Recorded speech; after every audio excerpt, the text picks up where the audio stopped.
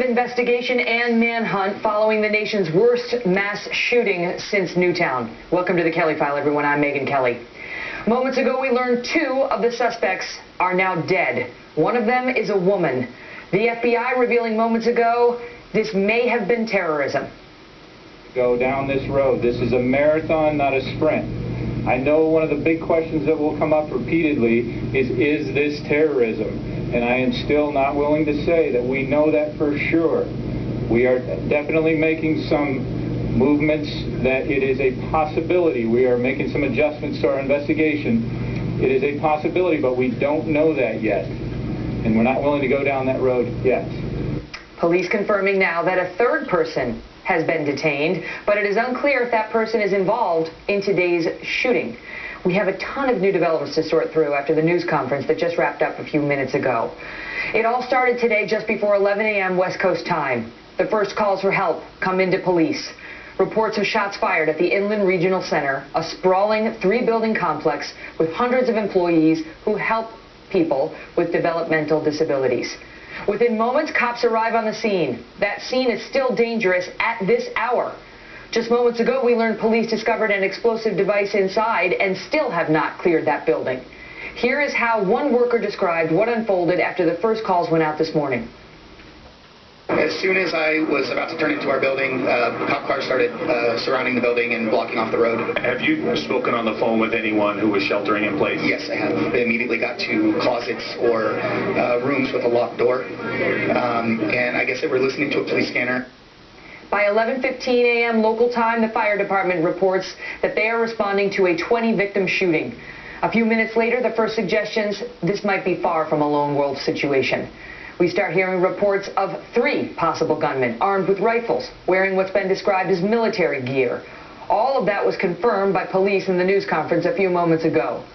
Meantime, in an all too familiar scene, we saw SWAT teams move victims out with their arms raised high in the air.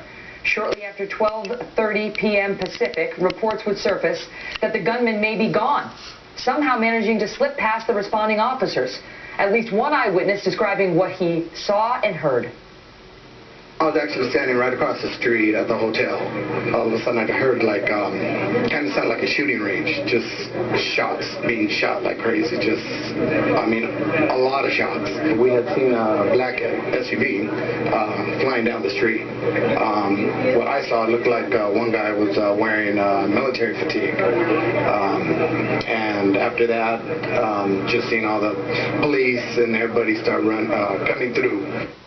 In the last few moments, police revealing new details on the suspects. With more on what we learned in that presser, Trace Gallagher joins us now. Trace? A couple of big headlines out of the news conference, Megyn. One is we knew that the shooting happened inside the conference room at the regional center. We know the conference room was actually rented out by the county mental health department. They were holding a Christmas party / awards banquet inside there. There were these reports that there was someone inside the party that had an argument. That person left and then apparently came back with somebody else and opened fire. The police tonight were pressed during the press conference about that, and they acknowledged, yes, in fact, there was some type of dispute inside the conference room. Yes, that person did leave, but they cannot say for sure if the person came back inside and opened fire with some other person. They were also talking about the fact early on in the investigation that a name came up and that police said to us, or in scanner traffic, that in fact they knew the name and the date of birth of one of the persons who was believed to be a suspect. Police acknowledged tonight that that information apparently led them to a house in Redlands, which is only a few miles away from where the shooting took place. It was that house in Redlands during a follow-up investigation that they came upon a suspect vehicle. It was that suspect vehicle that turned into a chase, and that turned into the shooting that you were seeing here. It was the SUV, the black SUV that was apparently seen leaving the mental center earlier today, or the regional center earlier today. There was a shootout. The two suspects inside the SUV were shot and killed. One was female, one was male. A police officer was hit by a ricochet bullet, but apparently did not suffer a life-threatening wound. There was said to be a third suspect in all of this. That third suspect is apparently been apprehended, but police were very careful tonight to say that it's unclear if that suspect is connected to the shootings. Remember, all day long we were hearing as many as 3 suspects. All the packages being delivered to the house where we see that robot still going in live, and where we heard the explosion, that late night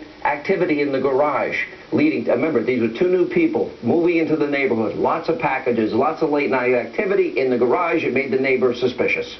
That's when if you see something, say something. If they were in fact doing something sinister. But you have to remember, when people are moving in, they're going to get packages. When I first moved into Brooklyn, I was getting packages every other day with furniture and everybody everything. Assault rifle. No, nobody said it was assault rifle. Eric. No, they had assault rifle. We can't make that assumption, Bo. We have to be careful to not make that assumption. They shot 14 people. With the FBI not giving out the information, they already had the man's name. They already knew where he lived, obviously. But hang on, slow down. I think what Mark is saying is a very valid point. In other words, if in fact it was a public tip that led to the discovery of these 2 people, I think he makes a point. If they knew the name earlier, they could have gotten more public assistance. But as we've been talking about all night tonight, there is a level of political correctness, of fear. They don't want to jump the gun. We in the news media, we don't want to make mistakes either and jump the gun. So it's a fine line, a razor's edge.